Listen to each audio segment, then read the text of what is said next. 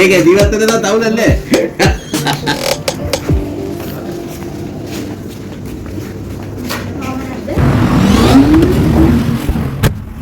හරි. ඉතින් ඔන්න 1500ක් හම්බුණා.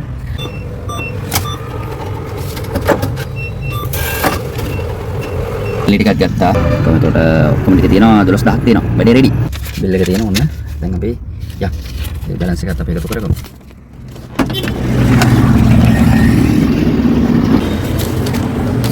අර මේ චුයින් ගම කරගෙන එතකොට මෙතන 3000ක් තියෙනවා. රුපියල් 150 නේ සෝරි 200ක් තියෙනවා. මට මුදල් ප්‍රමාණයක් ආවා. එයාගේ අතටම දෙන්න තමයි මම සූදානම් වෙන්නේ. සල්ලි හම්බුනේ ඇත්තටම ශ්වසනය සඳහා පහසුවක් ඇති කරන්න තමයි මේක තියෙන්නේ. ඉතින් මේකට මෙහා පැය 24ක් මේක පාවිච්චි කරන්න ඕන.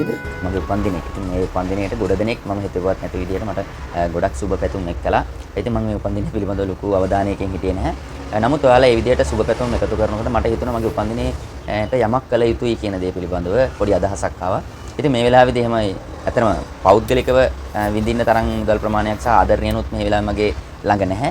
ඒ නිසා මම කල්පනා කරා මොකද්ද මේ විශේෂ දවසට ඔයාලා මේ මතක් කරපු මගේ උපන්දිනය වෙනුවෙන් එකතු කරපු සුබ පැතුම් වලට වටිනාකමක් එකතු කරන්න මම මොකද්ද කරන්න ඕන කියලා චුට්ටක් කල්පනා කරා. ඉතින් ඒකත් එක්ක මතක් වුණා මට කාලයක් තිස්සේ කාලයක් කියන්නේ ලොකු කාලයක් නෙමෙයි මාසයකට වඩා අඩු කාලයක් තුළ මම වෙච්ච පොරොන්දුවක් තිබුණා. ඉතින් අවශ්‍යතාවයක් තියෙන ළමයෙක් හිටිය යම් කිසි උපකරණයක් ඒ උපකරණය දෙන්න මම පොරොන්දු වෙලා ආවා. නමුත් එදා ඉඳන් අද වෙනකම් මගේ තියෙන මූලික අවශ්‍යතා ටික සපුර ගත්තාම ඒ වෙනුවෙන් මුදලක් ඉතුරුනේ නැහැ. ඉතින් මේ වෙලාවේ මට මතක් වුණා ඒ උදව්ව කරා නම් හොඳයි කියලා. ඉතින් ඔයාලට කුතුහලයක් එකතු කරමින් මොකද්ද මේ උපකරණය කියලා මම පැහැදිලි කරන්නම් ඉස්සරහට. ඒක එයාගේ අතටම දෙන්න තමයි මම සූදානම් වෙන්නේ. වීඩියෝ එකත් එක්ක ඉස්සරහට ඉන්න කියලා ආරාධනා කරනවා. මම මුලින්ම බලන්න මගේ account එකට අහඹු විදියට අහඹු නෙවෙයි. ඉතින් මට මුදල් ප්‍රමාණයක් ආවා. ඉතින් ඒ මුදල් ටිකත් බලලා ඉවල මහ ලොකු මුදලක් නෙවෙයි පොඩි ප්‍රමාණයක්. account එකේ කීයක් තියෙනවද කියලා බලලා මේ වැඩේට ඒ ප්‍රමාණය මදි. ඒකට මොකක් හරි ඉතිරි balance එක මොකක් හරි කරගන්න ඒ වැඩේ කරන්න තමයි මම සූදානම් වෙන්නේ. නම් ඉස්සරහට බලමු. දැන් මොකද වෙන්නේ කියලා මම දැන් බලන්න යන්නේ මගේ account එකේ රුපියල් කීයක් තියෙනවද කියලා. අපි log වෙලා බලමු account එකේ කීයක් තියෙනවද කියලා. ඉතින් මේ සල්ලි හම්බෙච්ච විදිහ ගැන මම චුට්ටක් කියන්නම්කො මේ app එක load වෙනකම්. මේ සල්ලි හම්බුනේ ඇත්තටම අපේ warranty දාපු බඩුවක් ඒ warranty දාන එක්කෙනාට ඒ බඩුව දෙන්න විදිහක් නැති නිසා මට නැවත refund කරලා තිබ්බා ඒ බඩුව වෙනුවෙන් සල්ලි. ඉතින් ඒ මුදල් ටික විතරයි මගේ අතේ මේ වෙලාවේ තියෙන්නේ. ඉතින් ඒ warranty එකට අදාළ ගැටලුව මම විසඳලා තිබ්බේ. මම පෞද්ගලික නෙවෙයි අපේ ව්‍යාපාර ආයතනයක ඒක විසඳලා තිබ්බේ. නමුත් ව්‍යාපාරයට සිදුවෙච්ච පාඩුව ආවරණය කරගන්න පුළුවන් මට්ටමකට ඒ මේ නැවත ඒ මුදල් ටික අපිට ලැබුණේ. ඒ ලැබිච්ච මුදලින් තමයි මේ වැඩේ කරන්න යන්නේ. ඔන්න account එකේ තියෙනවා 7420ක්. account එක 7420ක් තියෙනවා. මට ඇවිල්ලා තියෙනවා 6750ක refund එකක් ඇවිල්ලා තියෙනවා. ඉතින් මේ refund එකෙන් සහ මගේ ඉතිරි වෙච්ච මුදල් ප්‍රමාණය ඔක්කොම තියෙන 7380ක් තියෙන්නේ. මේ මුදල වැඩේට මදි. මේ මම දෙන්න යන උපකරණය ගැන මම ඉස්සෙල්ලාම වලට Google වලින්ම search කරලා පෙන්නන්නම්. මොකද්ද දෙන්න යන්නේ කියලා. මට ඇත්තටම මේ ළමයාට දෙන්න ඕන වෙලා තියෙන UPS එකක්. UPS කියන දේවල් වල දන්නේ නැති UPS එකක් කියලා කියන්නේ කරන්ට් එක ගියපුවාම පොඩි වෙලාවක් ඒ උපකරණයට සම්බන්ධ කරලා තියෙන උපකරණ විදුලිය නැතුව වැඩ කරන්න පුළුවන් කමක් තියෙනවා. UPS රෝලින් එකක් අපි බලමු. UPS කියලා ගහමුකෝ. UPS එක මොකක්ද කියලා බලමුකෝ අපි. UPS එකක් සාමාන්‍ය මිල ගණන් බලමු අපි. මම බ්‍රෑන්ඩ් එකක් රෝලින් කියලා ගහමු. රෝලින් මේ 650 වෝට් එක ඇති වෙයි ඒ වැඩේට. මේ තියෙන්නේ මෙන්න මේකක් තමයි ගන්න යන්නේ. මේක බැටරියක්. හැබැයි ඔයා හිතනවා වගේ වැඩකටවත් ඔයාලා හිතන જાතිය වැඩ කරන මේක සමහර වෙලාවට මේක නැතුනොත් අවශ්‍ය ළමයාගේ ජීවිතයට පවා හානි වෙන්න පුළුවන්. ඒ ළමයා එහෙ මෙහෙ යනකොට එයාගේ මැෂින් එකක් එයා අරන් යන්න ඕනේ. මේ මැෂින් එකට අවශ්‍ය කරන පවර් එක දෙන්න තමයි මේ උපකරණය මම අරන් දෙන්න හිතුවේ. ඉතින් මේ උපකරණය පාවිච්චි කරන ඔයා හිතන જાතියේ අවශ්‍යතාවයකට නෙවෙයි. ඔයා බලන්න මේ උපකරණය පාවිච්චි කරන්න ඒ ළමයා මොකද්ද මේ උපකරණයට සම්බන්ධ කරන්න යන උපකරණය සහ යාට මේක කොච්චර වටිනවද කියන දේ පිළිබඳව පොඩ්ඩක් බලන්න. ඉතින් මම මේක දැන් මිලදී ගන්නවා. අපි බලමු මිල ගණන් සාමාන්‍යයෙන් කොහොමද යන්නේ කියලා. අපි බලමු ශ්‍රී ලංකාවේ මිල ගණන් ප්‍රයිස් එක කොහොමද යන්නේ කියලා.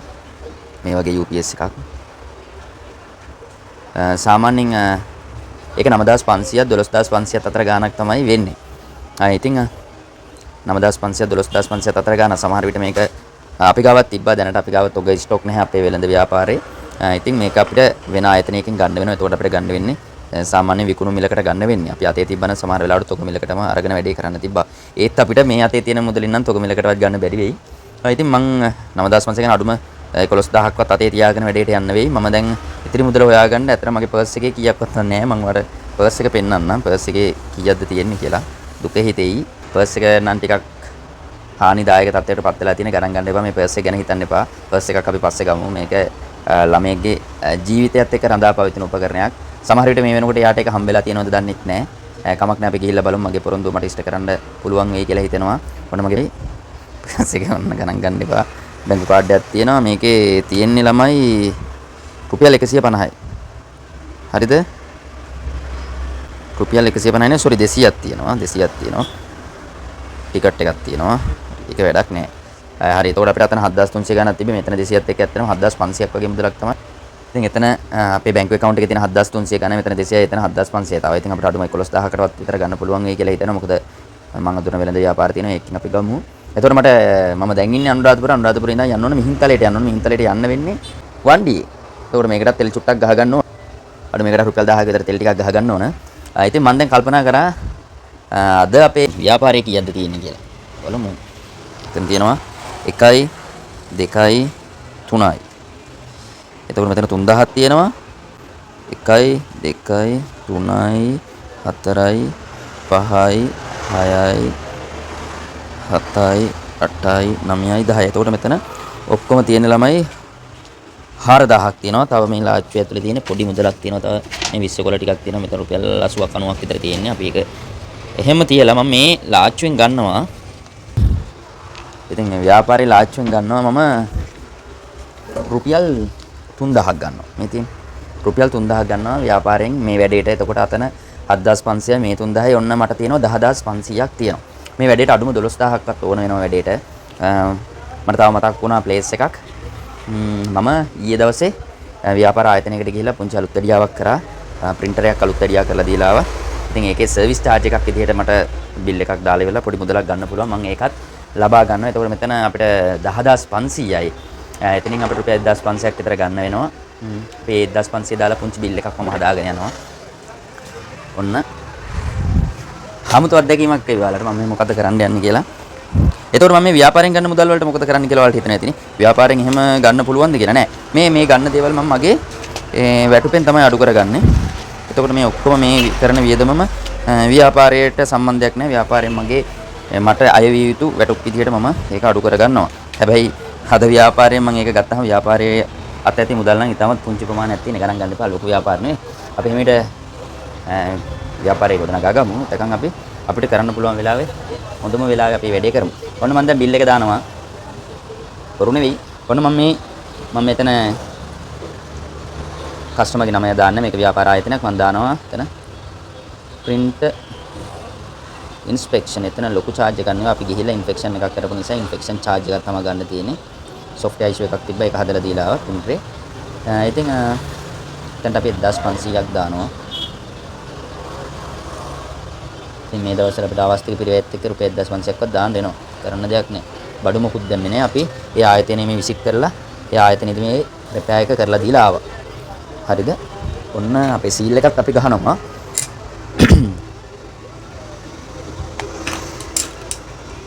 හරි මම නම දාන්න. නම ඔයාලට පෙන්නන්න ඒක සුදුසු නොවෙන්න පුළුවන්. ඒ නිසා ආයතනික වශයෙන් එක ව්‍යාපාරික වශයෙන් එක හානියක් වෙන්න පුළුවන් නිසා මම ඒක දාන්නේ නැහැ. ඉතින් මම මේ බිලත් අරන් ගිහිල්ලා ඒ මුදලුත් ලැබුණොත් හොඳයි. මේ මුදල් ලැබුණොත් එහෙම අපිට මගේ account එකේ තිබ්බා 7300ක්. ඊට පස්සේ තිබ්බා මගේ පර්ස් එකේ රුපියල් 200ක්. ඒතර 7500යි. අපි ව්‍යාපාරයෙන් ගත්තා අපි රුපියල් 3000ක් ගත්තා. එතකොට ඔක්කොම තියෙනවා 10500යි. මේ 10500 හම්බුනොත් එහෙම අපිට 12000ක් වෙනවා. ඉතින් ඒ 12000 අරගෙන අපි දැන් UPS එකක් ගන්න.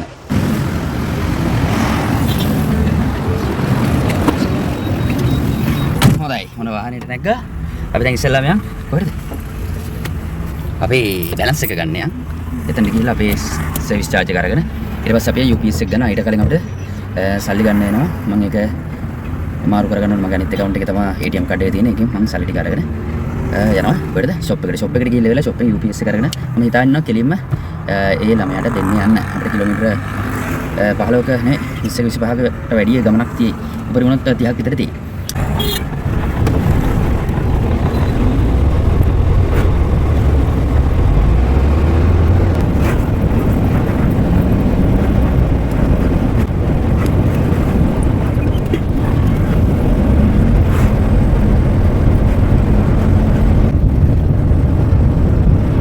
දැන් අපි ප්ලේස් එකට ඇවිල්ලා ඉන්නේ. බිල් එක දාගෙන නැද්ද?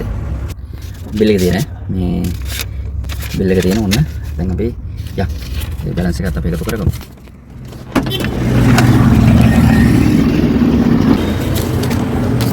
අර මේ චුයින් ගම කරලා හිටද? ඒක මන් දැන් කවුද දන්නේ? අවුලක් නැහැ. අවුලක් නැහැ. ඒක ජීවත් වෙන දා අවුලක් නැහැ.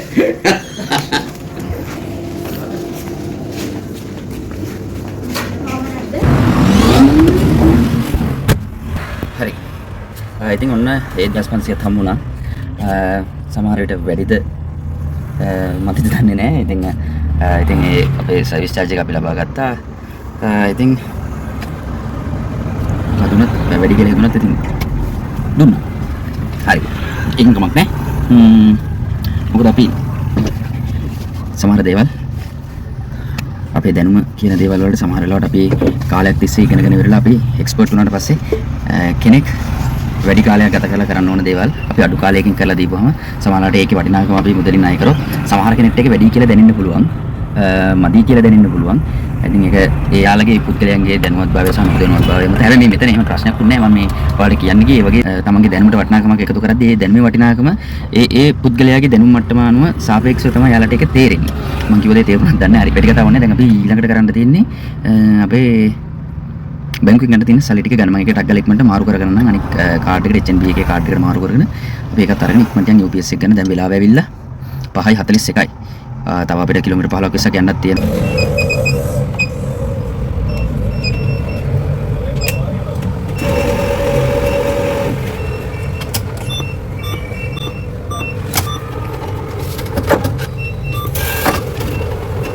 සල්ලි ටිකක් ගත්තා. එතකොට ඔක්කොම ටික තියෙනවා 12000ක් තියෙනවා. වැඩේ රෙඩි. එතකොට සල්ලි ටික හරි දැන් අපි සූදානම් වෙලා ඉන්නේ. කඩේට ගිහිල්ලා ඉවරලා අපි ෂොප් එකකට ගිහිල්ලා අපි UPS එකක් අරගමු. ඉතින් මම මෙහි අනුරාධපුර ආවට තියෙන ගොඩක් කම්පියුටර් ෂොප් ගන්නවා. ඒකට මම හිතනවා මට සාමාන්‍යයෙන් කස්ටමර්ලාට වඩා අඩුවෙන් ගන්න පුළුවන් වෙයි කියලා. මොකද මාත් රෙපෙයාර් ෂොප් එකක් කරන නිසා මට ටිකක් අඩුවෙන් ගන්න පුළුවන්. ඒතකොට මේ මුදල මට ඉතුරුනොත් හොඳයි. මොකද හදිසිය අනපේක්ෂිත වියදමක් ආවොත් එහෙම ගැතේ කිසිදු මුදලක් අතේ නැහැ ආයෙ වැඩිපුර. තෙල් ගහන්නේ මං හිතාගෙන හිටියේ 11000ක් විතර වෙයි කියලා. රුපියල් 12000යි දැන් අතේ තියෙන්නේ. 12000න් 1000ක තෙල් ගහන්න හිතාගෙන ඉන්නවා. 1000ක තෙල් ගහලා හදිසිය හරි 11000ක් විතර වුණොත් එහෙම අපිට වෙන අතේ කිසිදු මුදලක් මගේ අතේ නැහැ. කමක් නැහැ. අපි අවදානමක් අරගෙන අපිට තෙල් ටික තියෙනවා. අවුලක් නැහැ. වැඩේ කරමු. මට හිතෙනවා 11000ට අඩුවෙන් ගන්න පුළුවන් වෙයි කියලා. එහෙනම් අපි දැන් ගිහලා ඉක්මනට UPS එක මිලදී ගමු. ඒකලා අපි පුළුවන් වුණොත් මොනවාරි ගැටලුවක් නැතුනොත් තාම දන්නේ නැහැ යාළුවට අපි මේක දෙන්න එනවා කියලා. යාළුවා ගෙදර ඉන්නවද නැද්ද දන්නෙත් නැහැ. කමන්නේ මම ඉක්මනට මේ UPS එක මිලදී ගන්න. නැත්නම් යාට ලැබෙන සලස්වන්න හරි පුළුවන්. එහෙනම් අපි ගිහලා දැන් UPS එකක් ගමු. කොහොමත් මම අද යාගේ අතටම දෙන්න තමයි යන්නේ. හේතුව මට යාගේ මැෂින් එක මොකක්ද කියලා ඔයාලට පෙන්නන්න ඕන. පුළුවන්කමක් තිබ්බොත් ඔයාලට පුළුවන් ඒ ළමයාට උදව් කරන්න. ඒ ළමයාට ඒකේ කොච්චර අවශ්‍යතාවයක් තියෙනවද ඒ මැෂින් එකේ කොච්චර වටිනාකමක් තියෙනවද කියලා සහ ඒ ළමයාගේ දෙමාපියෝ සහ පවුල කට්ටිය මොන වගේ මට්ටමක ඉඳන් මේ ජීවිතය ගෙනියනවද කියන අත්දැකීම දැක්කොත් එහෙම ගොඩක් පුදුම වෙයි. බලන්න වීඩියෝ එක අන්තිම වෙනකම් මේ UPS එකක් දෙනවා විතරක් නෙවෙයි ඒ අත්දැකීම වලට ගොඩක් වැදගත් වෙයි කියලා හිතනවා. ඉතින් මම හිතුවා වගේ මම නිතර ගනුදෙනු කරන ආයතනයක් තමයි අනුරාධපුර අලුත් බස් ස්ටෑන්ඩ් එකේ ඉස්සරහා තියෙන ටෙක් ටූල් ආයතනය. ඉතින් තිලින් අයියාගේ ෂොප් එක. ඉතින් මේකෙන් කම්පියුටර් සර්විස් වලටත් ගන්න පුළුවන්. මේක හොඳ සාධාරණ මිලක් තියෙන නිසා. ඉතින් මාත් හදිස්සියට මොනවා හරි මගේ පාරිභෝගික හිතවතට බඩුවක් ගන්න ඕන වුණොත් මම එනවා. ඉතින් හෝල්සේල් මිලකට වුණත් ඔයාලට ගන්න පුළුවන්. ඔයා තාක්ෂණික ශිල්පියෙක් ව්‍යාපාරිකයෙක් නම් ඔන්න මෙතනට ගිහිල්ලා සුවදශීලීව එයාලත් එක්ක ගනුදෙනු කරන්න පුළුවන් කමක් තියෙනවා.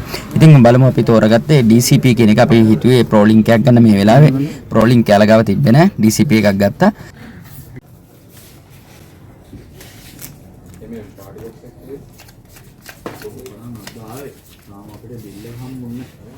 ඇවිල්ලා 6:09යි. දැන් අපිට තියෙන්නේ මේක ගිහිල්ලා දෙන්න. ඉතින් මේක තොග මිලක් හම්ුනේ. මොකද ඉතින් මාත් ව්‍යාපාරයක් කරන නිසා මට තොග මිලක් දුන්නේ. මම ඒ නිසා ඒ මිල ප්‍රසිද්ධ කරන්න හොඳ නැහැ. මොකද තොග මිලක් සාමාන්‍ය වෙළඳපොලේ විකුණන මිලට වැඩිය පොඩි ප්‍රමාණයක් මට අඩුවෙන් දුන්නා. ඉතින් ඒ නිසා මට අතේ ඉතිරියේ පොඩි මුදලක් තියෙනවා. ඒක ගොඩක් වටිනවා. සාමාන්‍යයෙන් මේක රුපියල් 10500 වගේ විකුණන්නේ. ඉතින් මට ඊට වඩා අඩුවෙන් හම්බුණා. දීපු ගණන් මම ඉතින් ඔකේ ඉන්න. මොකද මේක B2B බිස්නස් එකක් නිසා මේක හානියක් වෙන නිසා මම ඉතින් හානියක් නැවෙන්නේ නැහැ. ඉතින් මුදලක් අඩු වුණා. සාමාන්‍ය විකුණු මිලට වඩා මුදලක් අඩු වුණා. හේතුව තමයි මම නිතර අපි රීසේල් කරන්න බඩු ගන්න නිසා අපිට සාමාන්‍ය විකුණු මිලට වැඩිය මුදලක් අඩුවෙන් හම්බ වෙනවා. ඉතින් ඒ නිසා මට අතේ ඉතිරි මුදල් ප්‍රමාණයක් තියෙනවා. එහෙනම් අපිට ගොඩක් වාසි. එහෙනම් අපි දැන් යන්න අපි මේක අවශ්‍ය පුද්ගලයා ගාවට අපි ගිහිල්ලා දෙන්න යන්න. කලවර නිසා සමහර වෙලාවට වීඩියෝස් පැහැදිලි නැති වෙයි ගණන් ගන්න එපා. අපි යන්න.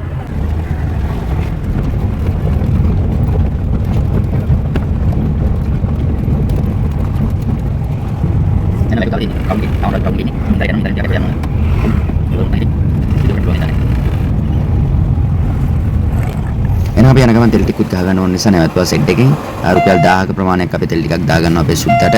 ඊට ඉතින් අපිට ෆුල් ටැංක් ගන්න බෑ අවශ්‍ය ප්‍රමාණයට අවශ්‍ය වෙලාවෙදි ගා ගන්නවා. ඒක තමයි ඉතින් කරන්න වෙන්නේ. ඉතින් අපිට ෆුල් ටැංක් ගන්න නෑනේ සුද්දා ඉච්චර. ඉතින් මේකේ ටැංකියත් ලීටර් 40 50 කලනවා ඉච්චර කොහෙන්ද. ඉතින් අපි අවශ්‍ය ප්‍රමාණයෙන් තෙල් ටිකක් දාගෙන දැන් අපි ගමන ආරම්භ කරමු. බලමු හරියටම වදිනවද කියලා. රුපියල් 18 ලීටර 3.3ක් හම්බ වෙනවා. අපෝ ඇති වැඩේට ඇති. හොඳටම ඇති. මම තෙල් ටිකක් ගහගත්තා. අපි අයියා තෙල් ටික ගහලා දුන්නා. එහෙනම් අපි දැන් නැවතත් ගමන ආරම්භ කරමු. අපි දැන් මිහින්තලේ පාරට දාලා යන ගමන් ඉන්නේ. ඉතින් මිහින්තලේට තව කිලෝමීටර 6ක් 7ක් විතර තියෙනවා. මම මිහින්තලෙන් අපේ විමල වීර සර් එක තමයි මේ ගමන ඊළඟට යන්නේ. මොකද මේ විමල වීර සර්ගේ උපන්දිනේට අපි එහෙ ගියපු වෙලාවක තමයි යාට උදව් කරන්න ගියපු වෙලාවක තමයි මම මේ පොරොන්දුව දුන්නේ. ඉතින් ඒ පොරොන්දුව ඉෂ්ට කරන්න මට පාර පෙන්නන්න සාසර්ගේ වාහනේම තමයි දැන් අපි මේ යන්නේ. ඉතින් මිහින්තලේ ඉඳන් අපිට යන්න තියෙනවා පොඩි දුරක්. සර්ගේ වාහනේම දැන් යාලගේ ගෙදරට යන ගමන් ඉන්නේ. අපි ගෙදරට ගියන් තව ස්වල්ප මොහොතකින් අපිට මේ UPS එක අපිට යාට බාර දෙන්න පුළුවන් කමක් තියෙනවා. ඉතින් මේ පාරේ අලිත් ඉන්නවා. කනදරාවේ පාර කියලා කියන්නේ වල දන්න කට්ටිය දන්නවා ඇති. තාම ගොයන් කැපෙලා නැති නිසා ගොඩක් බය නැහැ කියලා සර් කිව්වා. මොකද පාරට අලි හැම එන්නේ ගොයන් කපපුවාමලු. ඉතින් අපිට යන්න තියෙන මේ පාරේ අලි ඉන්නවා. ඔන්න දැන් අපි ස්ථානයට ඇවිල්ලා ඉන්නේ. මේ තියෙන්නේ ඒ ළමයා පාවිච්චි කරන උපකරණය.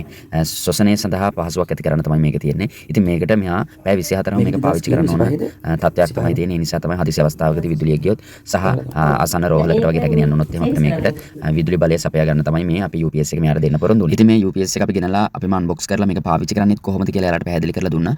මෙයාලා මේ පිළිබඳව කලින් දැනුවත් වීමක් තිබිලා නැහැ. මෙයාලා බලාපොරොත්තු වෙන ඉඳලා තියෙන ජෙනියක් ගන්න. ඉතින් කරන්ට් එක නැති වෙලාවට මෙයාලා කොරෝනා කාලේ එහෙම සෑහෙන අවස්ථාවකට ලක් වෙලා තියෙනවා. මේ කරන්ට් එක නැති දවස්වල. ඉතින් මෙයාලට දැන් මේක ගොඩක් උපකාරී වෙයි කියලා අපිත් හිතනවා. එයාලත් ගොඩක් සතුටු වුණා. ඉතින් ආදරණීය හිතවතුනි ඔයාලටත් මෙයාට මොනවා හරි උදව්වක් කරන්න උපකාරයක් කරන්න අවශ්‍යතාවයක් වමනාවක් තියෙනවා නම් මම මේ දරුවගේ ෆෝන් නම්බර් එක දාන්නම්.